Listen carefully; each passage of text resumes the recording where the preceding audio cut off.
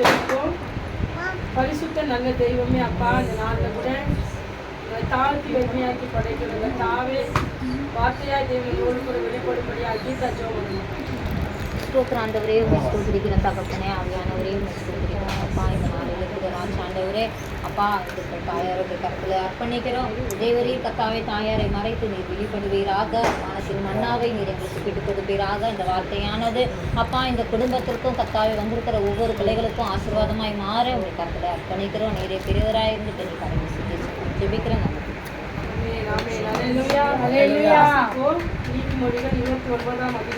நீதிமொழிகள் 29 15வது வசனத்தை வாசிங்க. பிரம்பும் கடிந்து கொள்ளுதலும் ஞானத்தை கொடுக்கும். தன் இஷ்டத்திற்கு விடப்பட்ட பிள்ளையோ தன் தாய்க்கு வெட்கத்தை உண்டு பண்ணுகிறான். பிரம்பும் கடிந்து கொள்ளுதலும் ஞானத்தை கொடுக்கும். ஒரு பிள்ளை சின்ன வயசுல செய்யற தப்பு என்ன ஆகும்? பெரிய வயசுல பெரிய தப்பா மாறிடும். அப்போ சின்ன வயசுலயே குழந்தைங்க நம்ம என்ன பண்ணணுமா? பிரம்பெடுத்து கையாளணும். இந்த பிள்ளைகளை 2 பிள்ளைகளும் ஆண் சிங்கத்தை தேவன் என்ன பண்ணிக்கிறாரு? கர்த்தர் கொடுத்துக்கிறாரு. ஆம்பளை பிள்ளைகளை கத்து என்ன பண்ணிக்கிறாரு? மகனுக்கு கொடுத்திருக்கிறாரு.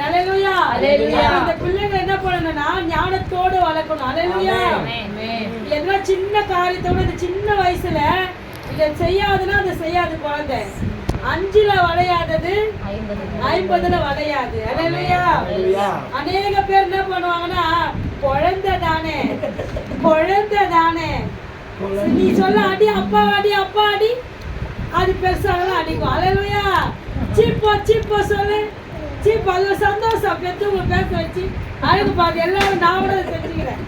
அலையா அப்ப பாரு பேசுறத ரசிப்போம், ஆனா பெருசான பேர் பேசும்போது துடிப்போம்.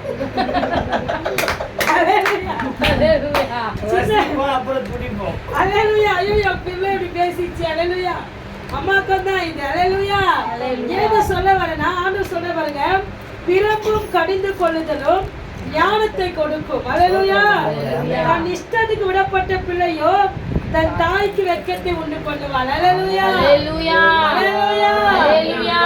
என்ன பண்ணணும்னா ஒரு பிள்ளை தெரியாம அண்ணாச்சி கையில இருந்து ₹1 எக்ஸ்ட்ரா வாங்கிட்டு வந்தா, ஏன் வாங்கிட்டு வந்தப்பா தப்புப்பா, உன் கையில வந்து ₹3 தான் வரணும், உங்க கையில ₹4 வந்துச்சு, இந்த ₹1 திரும்ப அண்ணாச்சி கையில கொடுத்துடுவா. இந்த பழக்கம் நாளைக்கு பெரியவன் ஆகும் போது அந்த ஞானத்துல கர்த்தரான வளர்ப்பார். கைகளை தட்டி எந்த காரியமா இருந்தாலும் குழந்தைங்க என்ன பண்ணணும்? புத்திமதி சொல்லணும். அதே போல குழந்தைங்க எதிர்க்க எதை பேசணுமோ அதை பேசணும், எதை பேசக்கூடாதோ அதை பேசக்கூடாது.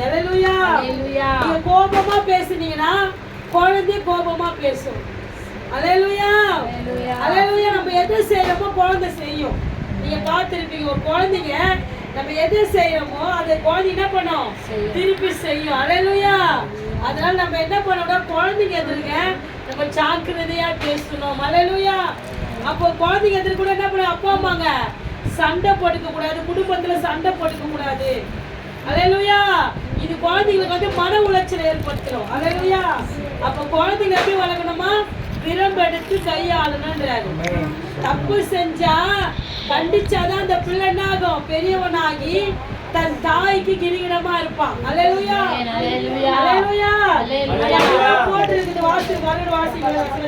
பிரம்பும் கடிந்து கொள்ளுதலும் ஞானத்தை கொடுக்கும்.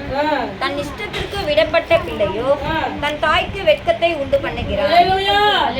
அநேக தாய்மார்களுடைய பிள்ளைங்க என்ன பண்றாங்க? கெட்டி சீரஞ்சு போயிருக்கிறாங்க. பிள்ளைங்களுக்கு பயந்து பயந்து பயந்து ஐயோ இது பண்ணக்கூடாது அதை பண்ணக்கூடாது கேட்டதெல்லாம் வாங்கி கொடுத்துட்டா ஆயிட்டாங்க. இப்ப அந்த பிச்சு வெக்கத்தை உண்டு பண்ற நிலைமை ஆயிடுச்சு.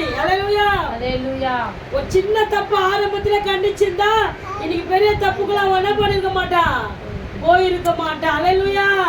அப்ப இன்னைக்கு நம்ம வளர்க்குற வளர்ப்பு